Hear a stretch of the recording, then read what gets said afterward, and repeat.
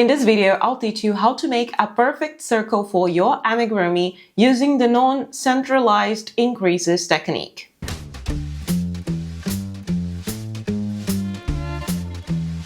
A few weeks ago, I released this video here on the channel where I talked about a few tips that are extremely useful for your amigurumi journey, and I mentioned this technique, but after I mentioned it, I received a couple of messages here, people asking me to explain a bit more detailed what did I mean by centralized and non-centralized increases. So in this video, I'm not only going to explain the differences between these two pieces, but also I will explain how you can differentiate those techniques when seeing a written pattern instruction. So let's get it started. With both these crochet samples that I made, I have exactly the same amount of rounds and the same amount of stitches in each round.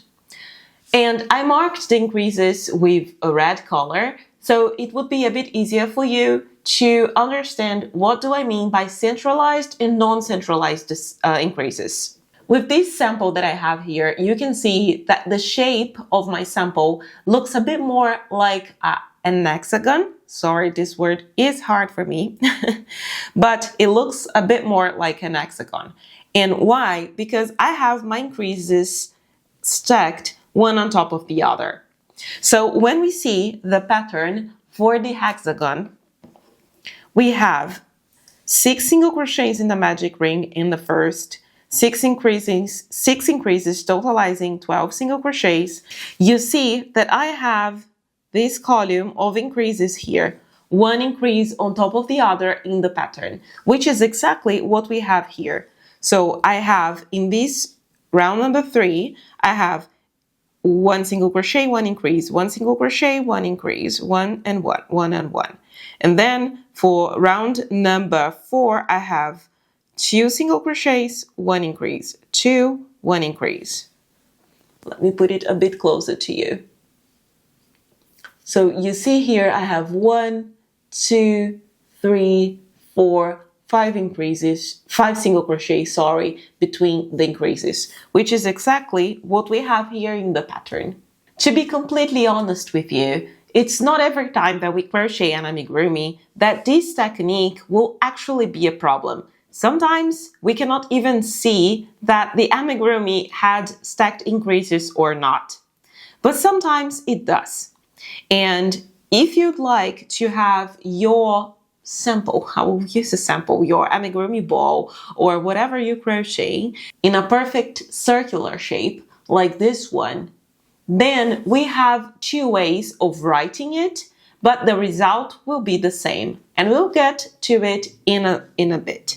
But can you see the difference between these 2 samples? I think when we put these samples closer to the shape, it becomes even more evident that this one is a very perfect, beautiful and perfect circle, while this one, we can see the tip of the edges of the hexagon.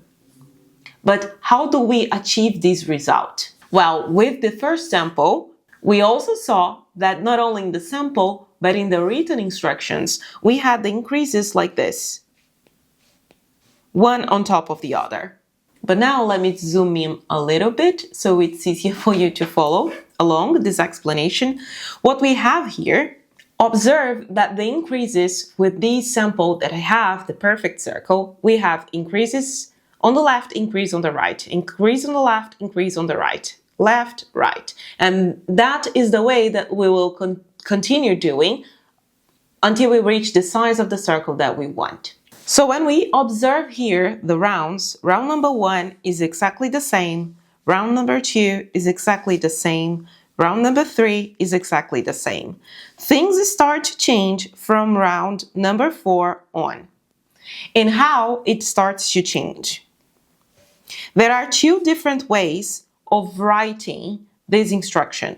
Some people prefer to do this, that's why I put circle 1. Some people prefer to do circle number 2 way of writing. Both are correct. It's just a matter of preference here. Observe that the amount of stitches that we have in the end are the same. 24, 24, 24, 30, 30, 30. The odd rounds, we will do exactly the same. See, round number 5, the instructions are the same. Round number 7, the instructions are the same. Round 9, instructions are the same. And here I left in blank so we could do this mathematics together. What will change on the way that we write are the even rounds. So let's do it together. Observe that we have here, we were supposed to make 2 single crochets and 1 increase. So what we will do is split this first number that we have. So if we are supposed to do 2 single crochets and 1 increase, we will put 1 single crochet in the beginning, 1 in the end. We would do the same here. If we have 4, we would split, and then we would have 2 single crochets, 1 increase, then 4 single crochets, 1 increase, 5 times, and 2 single crochets. So we have this 2 single crochet split in the beginning and in the end of the round. And I don't want to mess up because my handwriting was a bit bigger, but anyways, you understand that in the end we'll have 36 single crochets. Here we have 6. 6 is an even number. So we will start with 3 single crochets, 1 increase. Oops, what happened here? Let me write it again. Then we have 6 single crochets, 1 increase, 5 times, and 3 single crochets. So instead of having the increases one on top of the other, we intercalate them by having this amount of single crochets that we are doing in the beginning and in the end of the round. Here is an even number. So if here I did 6 and an increase, here I'll do 7, increase, 7, 7. If here I had 48 and we are doing multiples of 6, here I will have 54, 54, 54. So that's one way of writing. Another way of writing this instruction is, instead of having 2 numbers between the parentheses, like we have here, here we have 2 numbers between parentheses, the increases and the single crochets. Single crochets increases, single crochets increases. Here we'll have 3 between the parentheses.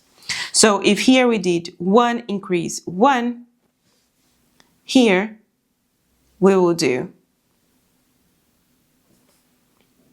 2 single crochets, 1 increase, 2 single crochets.